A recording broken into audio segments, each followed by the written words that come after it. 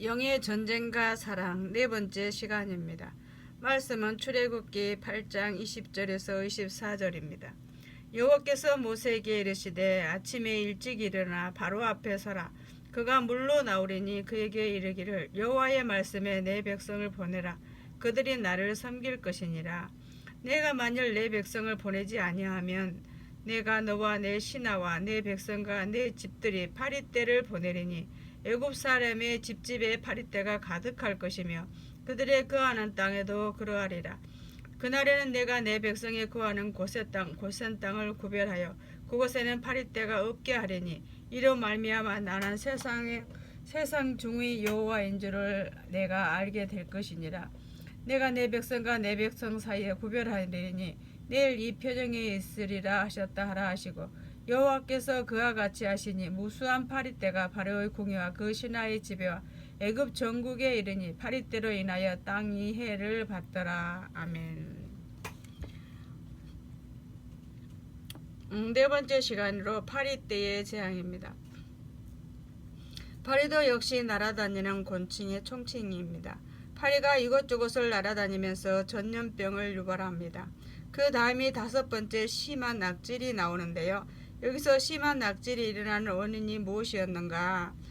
하나님의 직접적인 기적도 있지만 잠복 기간이 있었습니다. 이 파리떼들이 날마다 날아다니게 하는 것은 단지 파리떼들로 인해 해를 받는 답답하고 지저분한 것도 있지만 바로 그 뒤에 아주 더러워지게 된다는 것을 말하려는 것입니다. 어마어마하게 더러워져서 바로 모든 유행성 전염병이 강력한 병원군으로 퍼져나갔습니다. 그래서 그 다음에 무엇이 왔냐면 가축들이 심한 낙질에 걸리고 그 다음에 사람과 짐승들이 독종에 걸리는 상태가 오는데 바로 주님은 먼저 날아다니고 있었던 해충이나 날아다니는 곤충들을 통해서 주님은 그렇게 했고 그것이 잠복기간이 있었습니다. 그러면서 여기에 팔이라는 것을 무엇을 의미하는가입니다. 첫 번째는 정욕과 탐심은 제약이라는 배설물이 된다라고 말씀하셨어요. 성경의 배설물을 표현한 것은 세상적인 모든 것들은 죄가 되는 것들을 배설물로 버립니다. 그래서 이 배설물이 똥이라는 단어로 직접 나오는 것입니다. 하나님께 바쳐지는 제물을 똥은 절대로 제단에 올려놓지 못했고 그 성막의 뜰에도 두지 못하고 이스라엘 진영 안에서 두지 못하게 합니다. 사람의 배설물이나 제물에 대해서 있어서 똥은 반드시 진 밖에 내다 땅에 파고 묻거나 소멸시켜 태워서 처리합니다. 그러면 이 배설물의 의미가 무엇인가? 죄입니다. 그것도 우리 안에 있는 죄악의 소욕들, 죄악의 기질들을 말합니다. 그럼 이것이 어디에서 온 것인가? 정욕과 탐심으로 말미암아 옵니다. 그래서 사람이 정욕과 탐심을 가지면 죄악이라는 배설물이 나오게 됩니다. 이것이 영혼의 병 중의 병입니다. 그러므로 정욕과 탐심은 죄 중에서도 가장 전염이 큽니다. 누군가에게서 정욕과 탐심을 품기 시작하면 이것이 여러 사람에게 만연되어 금방 퍼져나갑니다. 두 번째는 죄악이라는 배설물은 지옥으로 이끄는 구더기가 쌓이게 됩니다. 여러분, 수없이 많은 것 중에 지옥에는 유일한 인간의 생명체를 무엇으로 말하는가? 구더기로 말합니다. 그런데 실제로 지옥의 구더기는 여러분 몸뚱이만한 것도 있고 팔뚝만한 것도 있다고 합니다. 그래서 무섭게 몸을 찢고 해치고 그럽니다. 그래서 죄악이라는 배설물에는 지옥으로 이끄는 구더기, 죄악으로 이끄는 파리가 쌓인다 그 말입니다. 한마디로 파리는 정욕과 탐심을 유발시키게 만들려고 구더기는 그 결과물입니다. 정욕과 탐심으로 말미암아 죄를 짓게 하고 그 죄에 대하여 우리를 지옥으로 이끌어가게 하는 것, 이것이 파리의 영적 상징입니다. 그러면 성도일지라도 이 세상과 정욕과 탐심을 이기지 못하면 영적 싸움에서 사단이 그를 죄악 가운데로 이끌어가고 결코 사단이 그와 죄악 가운데로 그를 죄악 가운데로 이끌어가고 결국 고통과 멸망의 지옥에 던지게 합니다. 이것이 파리입니다. 파리는 주로 어디에 있습니까? 배설물로 갑니다. 그리고 배설물에다 구더기를 까놓습니다. 이 지옥에 구더기가 있는가? 거기는 여기서 말하는 팔이라는 것이 연결되어 있습니다.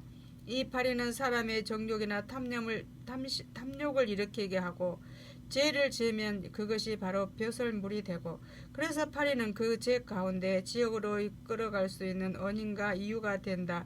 이것이 구더기에 대한 상징입니다. 지옥에서는 구더기라는 것은 우리의 죄가 벼슬물이라면 죄로 말미암아 새겨진 심판과 고통, 그렇게 수치를 당하는 모습들이 한 상징입니다.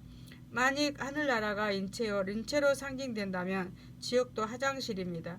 즉 모든 몸에서 이제 더 이상 유익되지 않는 최종적인 해를 끼칠 수 있는 배설물들을 처리해버리는 것이 화장실입니다. 이것이 지옥에 대한 상징입니다. 그래서 성경에 나눈 단어 하나하나를 정확히 보십시오. 왜 사도 바울은 빌립보서에 배설물처럼 버린다고 했습니까? 그것이 바로 자기를 죄로 이끌어 가기에, 주님을 사랑할 수 없는 육체로 살아가게 하기에 그것을 배설물처럼 버린다고 했습니다. 그러나 그것은 다른 성경과 연결하여 오늘 우리의 죄악과 죄의 결과들, 그리고 그것으로 인하여 지옥에 던져지는 모습들을 파리, 구더기, 배설물로 이렇게 표현하고 있는 것입니다. 그러므로 여러분, 우리의 육체 안에서의 육체와 탐심은 자연스럽게 일어나고 접촉이 됩니다. 그래서 우리가 제일 무서운 것은 사람이라서, 죄인이라서 사람들이 다 그런 것이지 이렇게 생각하는 바로 이것입니다.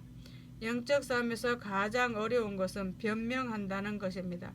사정 두지 말고 달려들여서 생명의 피를 쏟기까지 싸워야 할 것인데, 그것이 아니라 우리의 마음속에 그럴지라도 하나님이 우리를 불쌍히 여기시면 회개하고 용서하고 또 누가 더 나은 사람이 있는가, 이런 식으로 변명하고 타협하기 때문에 영적 싸움을 못 싸우는 것입니다. 사실 우리 마음에 작아 보이는 것들, 개구리, 곤충, 파리 종류가 다 작아 보입니다. 그러나 이렇게 작아 보이는 것들 속에 계속 우리의 몸에 해를 끼치면 막강한 힘이 되어서 영혼을 병들게 하고 죽게 만든다는 것이 우리들에게 보여주시는 말씀입니다. 세 번째는 주님의 사랑에는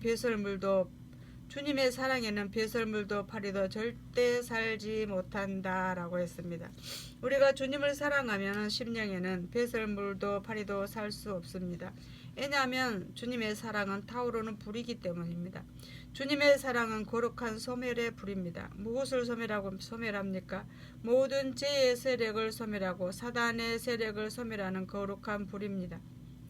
그래서 정욕과 탐심은 이기적인 자기 사랑이라면, 예수님을 사랑하는 것은 그 사랑이 능력이 되고 생명이 되고 승리를 가져오는 것이라고 할 수 있습니다. 여러분, 주님을 사랑하면서 세상 것 사랑할 수 없습니다. 그러나 사랑에 사로잡히기 시작하면 육체와 세상을 이길 수 있는 거룩한 힘, 훨씬 그보다 높은 거룩한 쾌락과 그 열망이 영으로 사로잡기 시작합니다.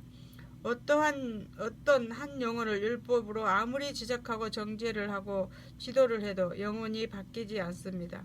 이것이 이스라엘이었습니다. 그러면 영혼의 변화, 인격의 변화는 어디서 옵니까? 주님 사랑으로 말미암아 옵니다. 말씀과 성령에 사로잡혀 주님을 지극히 사랑하는 실제로 들어가기 시작하면 내 개인적인 욕망과 그 집착으로부터 자유해지기 시작합니다.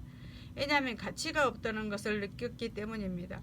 자기 사랑에 빠져 있는 것은 아무런 가치가 없는 죄라는 것을 깨달아야 합니다. 그러나 주님에 대한 사랑은 그 거룩한 희열과 감격과 소망과 설레임과 그리고 영혼 속에 누려본 만족을 비교하기 시작합니다. 그렇다면 이 사람은 자기 사랑으로부터 주님 사랑으로 영혼 전체의 변화와 삶이 변화를 가져옵니다. 그러므로 우리에게는 이 파리는 아무렇지 않게 우리 생활 속에 있는 것 같지만 정욕과 탐심을 불러일으켜 죄악의 벼슬물이 지옥으로 이끌어가는 구더기를 낳게 만듭니다. 그래서 오직 하나, 영적 싸움과 주님 사랑은 주님을 더욱 사랑하는 것입니다. 주님은 이 말씀으로 오늘 우리에게 힘을 주시고자 이 말씀을 주셨습니다. 여러분, 파리의 재앙이 주는 주님의 교훈을 잘 마음에 새기고 하나님의 사랑으로 승리하는 여러분들 되시기를 바랍니다. 감사합니다. 5번째 시간에서 만나도록 하겠습니다.